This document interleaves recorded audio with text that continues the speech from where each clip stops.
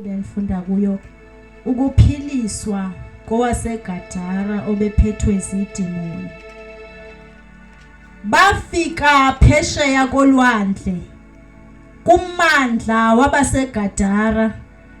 Akuba ephumile emkhombeni wahlangatyezwa kwaoko ngumuntu onomoya ongcolileyo ephuma emangcwabeni obehlala emangcwabeni apho. Kwaye kungekho bani unakho ukumbopha nangemixokelelwane ngenxa yokuba wayebotshiwe futhi ngamakhamandela nangemixokelelwane.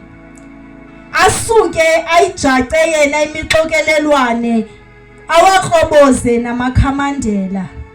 Kwaye kungekho bani unamandla okumdambisa ube ehlala ubusuku nemini esezintabeni nasemangcwabeni ekhala ezijeca ngamatye. Sibaleke siye kuverse 18.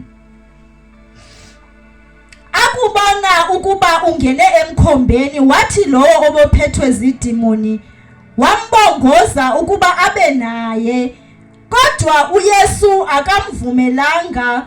Usuke wathi kuye, hamba uye endlwini yakho kwabakowenu ubabikele oko. Zingako ukuba zinkulu izinto ekwenzele zona inkosi, yaba nenceba engaka kuwe. Verse 20. Wemka waqala ukuzivakalisa eDikapholi oko zingako ukuba zinkulu izinto uYesu abemenzele zona. Bamangaliswa bonke. Ngicela uqala thandaza. Nilungile baba, izwi lakho lingcwele. Thetha ngalo Nkosi yami, silalele kule ndawo. Nangumkhonzi wakho baba emile phambi kwethu. Bawona amandla akwenzeki izwi lakho liwele kulomhlaba lingawunyakamisi. Akwenzeki somandla liwe lingabulibuyele kuwe lilambatha. Thixo namandla onke, phinda ke baba uthethe ngalo Nkulunkulu. Egameni likaYesu waseNazaretha siyalilalela lonke uhlobo lemimoya eyimingamelana nezwi lakho ngegama likaYesu waseNazaretha, igama elingcwele. Thank you wonderful God. Amen. Thank you Jesus. Hallelujah. Amen. Amen. Amen. Apho sifunda khona Oh gosh. kusemveni kokuba uYesu ebefundisa enza imizekeliso efundisa isihlwele, uthe akugqiba lithi iBhayibheli lithe lakutshona ilanga uyasindulula ke ngokuyisihlwele uba masihambe ungene emkhumbini yena kunye nabafundi bakhe. Lithi iBhayibheli uthe akungena emkhumbini baqalisa bahamba, kodwa before basuke uthetha amazwi, udeclare amazwi, uthi let us cross over, uthi masiwelele ngaphesheya.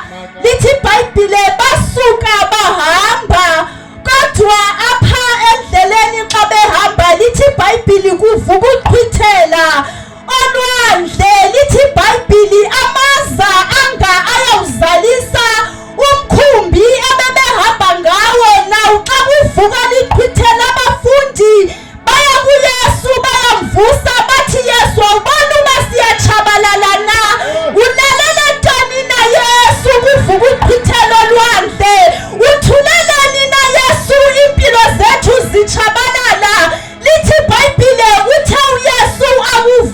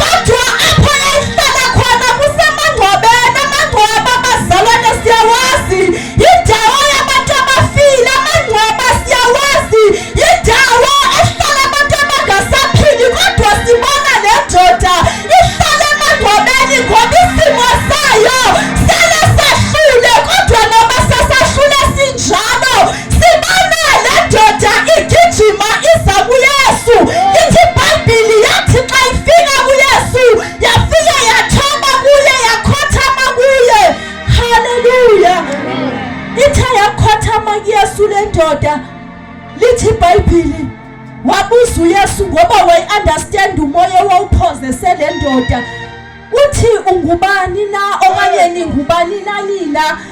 Ithi xa iphendula le mimoya ithi singulegion, singumkhosi ngoba kahle kahle sibaningi kule ndoda. Le ndoda was not possessed by one demon kodwa kwakuyinhlanganisela yamadimoni eyayibambe le ndoda.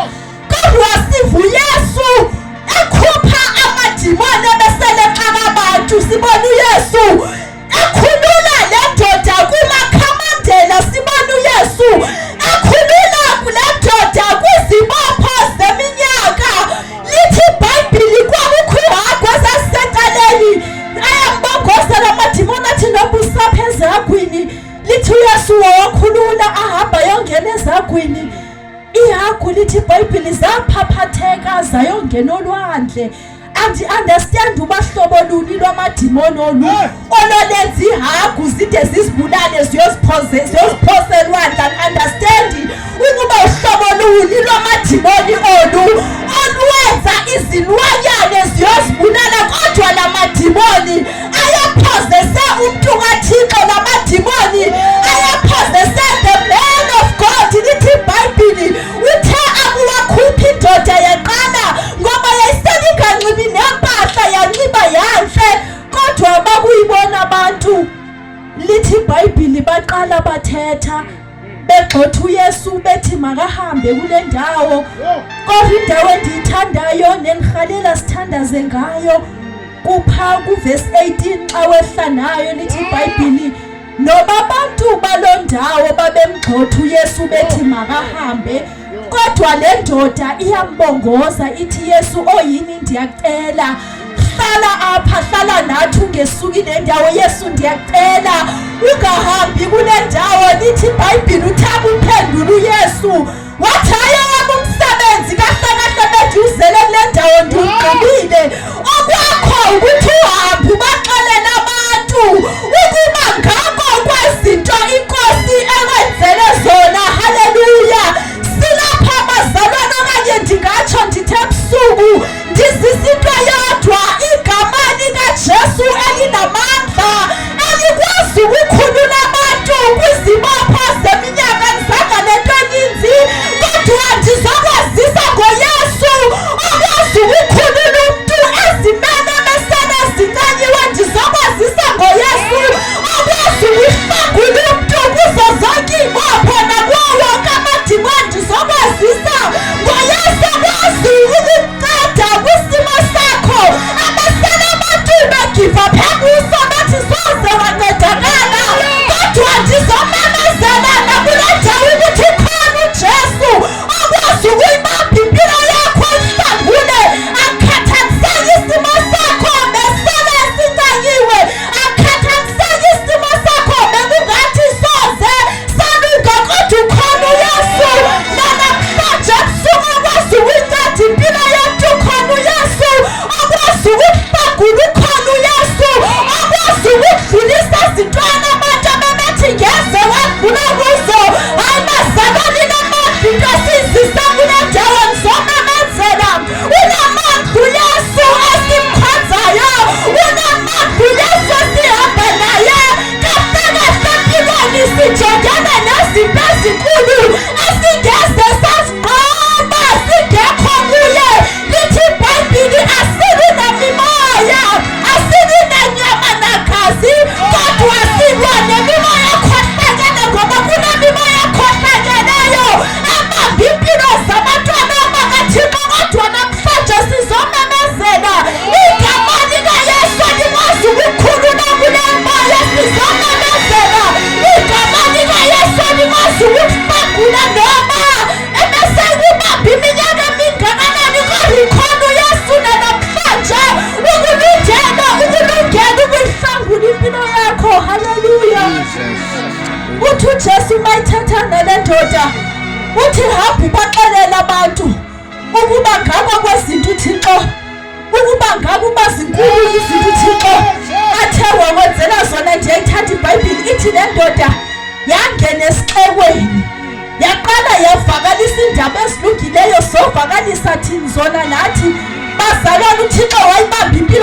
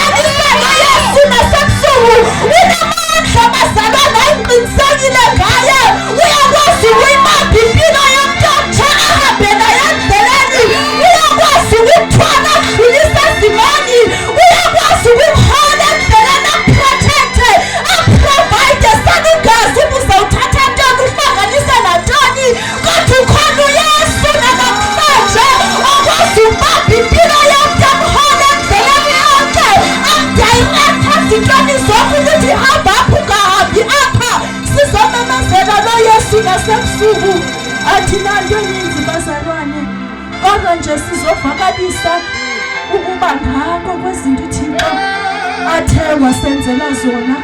Zacatha qala naze ngaphambili. Hasamanda maupase. Rapala batali bosea. Moya wabosanda makatai. Fundisa uchashi sasa zotandaza. Zotandaza mfwetu. Ngento enhluphayo ngalendoda. Uthi uJesu akwazi ukuphela nawe kulomkhombe. Go back to Peter Paul. Uhambe uyoshumayela khona indaba ezilungileyo. Nithi silenkosi. iPeter Paul le, haleluya. Yayinedolophu ezinde. Yahamba le ndoda, indoda ibisemangcwabeni. Indoda ibisaziwa ingahlali nabantu. Yabuya sayitshintsha ulimi. Yathi khona ngingathi leyo bengisemangcwabeni, kodwa sengiyangena kule region. Ngizashumayela, ngizawuvakalisa ukuthi umngane bakhe ukuthi noma imeko senjani uyakwazi ukumnatha umculo wesimo senjani. Ngawuphethe iPeter Paul. Haleluya. Sisazothandaza nakule ndawo khona ukufundisa uNdoko ashothi wamfundisi asabe simo siyafana nale ndoda ngishiywe nabantu. Haleluya. Kodwa namhlanje Jesu ngeliphile. Haleluya. Sizothandaza. Yafela indoda, yafela seyicikisiwe. Indoda ebisha, indoda ebengaphathwa, indoda ebemphethe namadimoni. Wangena uYesu waphuma amadimoni. Indoda yamphatha, amfakona yamphephile. Wathi haya idimoni waphathani le nto. Go back to Peter Paul. Amen. Satanaza mntanam. Ngivumela mfundisi uNdoko. Sikosithandaza ebusuku. Nabantu abathi isimo sami Nkosi. Haleluya. Isimo sami sithanda uba nzima. Haleluya. Sizokucelela namhlanje ukuthi noma isimo sakho sinzima angeke sifike kule ndoda. Haleluya. Isimo sakho usele wayiseka ubuso sincamile. Uthi leke ntoda incamile Nkosi, angeke Nkosi ukuhlabuleka kuyo, kodwa mntana baba uzohlabuleka namhlanje. Kwawena uhlabulekile njalo uhambe uyoshumayela ilizwi likaThixo. Uthi phekani nami nginje kodwa nonyephela.